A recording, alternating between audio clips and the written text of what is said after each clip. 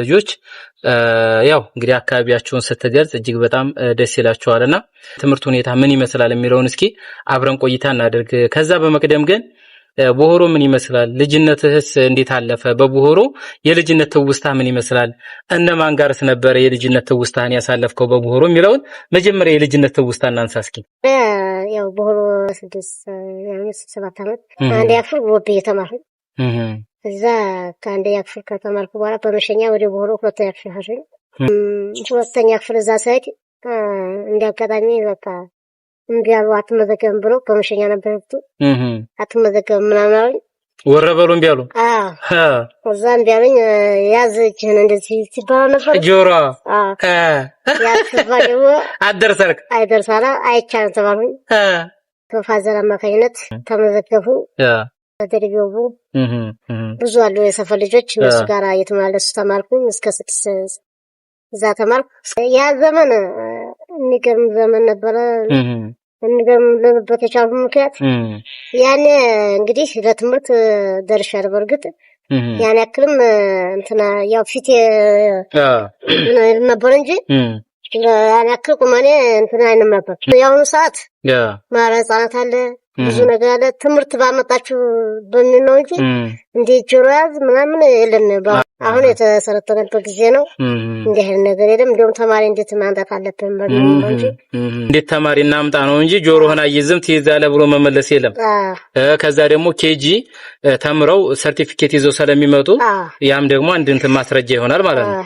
በጣም ጥሩ እና እንግዲህ ያው ወደ ጀመርነው ሐሳብ እንሄዳለንና እንግዲህ ወረበሉ እስከ 6ኛ ክፍል ተማርኩ ብለኸኛል።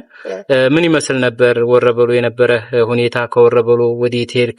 የትምህርት ውጣ ውረዶችን ስታወራን አንዳንድ ገጠመኞችም ካሉ እግር መንገዱን የምንማማርበትኝ ሰዎችን በደንብ እንዲያውቁ አንተን በዛ ልክ በሳቅ በጨዋታ ኮንፊደንስ ደግሞ በመጀመሪያ በጣም ደስ እንደሚል ለነገር ወዳለሁኝ። ስለዚህ እስኪ ያሉትን ነገሮች እናውራ። ኦኬ ያው ወረበሮ ትምህርት ቤት ያለውና የኛ ቤት ርቀት አለው። 30 ደቂቃ ምናምን ተጉዘን ነው ትምህርት ቤት የምንደርሰው። እየተመላለሰ የምንማረው ያው ቆንጆ ነበረ። በዛ ሰዓት ትምህርት በጣም ተወዳጅ ነበረ። ጓደኞቼ ጋር ነው ትምህርት የቤት ስራ ሳንሰራ ምናምን የለም። በቃ በጣም እንከታተል ነበረ። እንደዚህ የገመጀላን ነበር። እንዲያውኑ ጊዜ ጸጉር ምናምን የለም። እንዲህ አይነት ነገር ተመርጠን ምከሪው ቲሸርት ምናምን ቆሻሻ አለ ምናምን። ንጽህና የተካበረ ነበር የዛ ዘመን። የሚገርም ነው። እንደዛ ነበር። የገጠር ተማሪ ሆነ ራሱ ልብሳችን ታጥቦ ምናምን በቃ በኳሊቲ ነበር ስንማይቆይ። የሚገርም እዛ ነበር ያደጉ ዘመን ማለት ነው። በቃ የሚገርም እና የሚገርም ትምህርት ቤት ነበር ያነ ትምህርት ቤት። ያው ቆንጆ ትምህርት ቤት ነው። ጎብዬ አንደኛ ደረጃ ትምህርት ቤት መጣው። ያው ከቤተሰቦቼ እዛው ነበሩ ቦሆሮ። የተወሰነ ጊዜ ተማለፍ አንድ 2 ሳምንት ነው 3 ሳምንት ከጎብዬ ቦሆሮ አሮ እዚህ ተቀመጠ አንድ ቀን አድሬ በቃ እዛ ያለው ጓደኞቼ ምናምን ናፈቀ። ከጎብዬ ቦሆሮ እኮ በጣም ሩቅ ነው። ሩቅ ነው። የሚገርም ነው። እዚህ አንድ ቀን አድሬ በቃ ደብረኝ ገቢዬ ከብቶ ምንም በቃ እዛ በቃ እምቢ አለ። ከዛም ማለሳለሁ አልኩኝ። የተወሰነ ጊዜ ተማርሽ ደከመኝ ቀረሁ። በዚሁ ቀረ። በዚሁ ቆንኩኝ። 7 እዚያው ተማርኩኝ። 8 ቤተሰቦች ወደ ጎብዬ መጡ። ጠቅላላው መጡ መገላገል። 8 እዚያው መጡ። 8 እዚያው ተማርኩ። 2000 ላይ ሚኒስትሪ 8 እዚያው ወሰዱኝ። ሮቢት ሃና 9 ወደ ሮቢት ሄደ ነበር። ዋላ ተከፍታን ብለው መሰለው ሲከፈት ተመለሳቸው። እና እንደአጋጣሚ ሮቢት ሰርቪስ ሄደም ነበር። ግማሽ በሳይክል ተማሽ ማለት ይላል። ሰርቪስ እዛኔ ሮቢት በጣም ችግር ነበር። በጣም እዛ እኔ 6ኛ ነው ምናምን ተደርቤ አንዲት ሰርቪስ ቤት ኪራይ ጠፍቷል።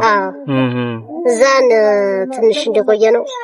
የዛን ቀን ምን ማለት ነው የመጀመሪያው ቀን ጎብዬ ተከፍታ ነው ተባለ።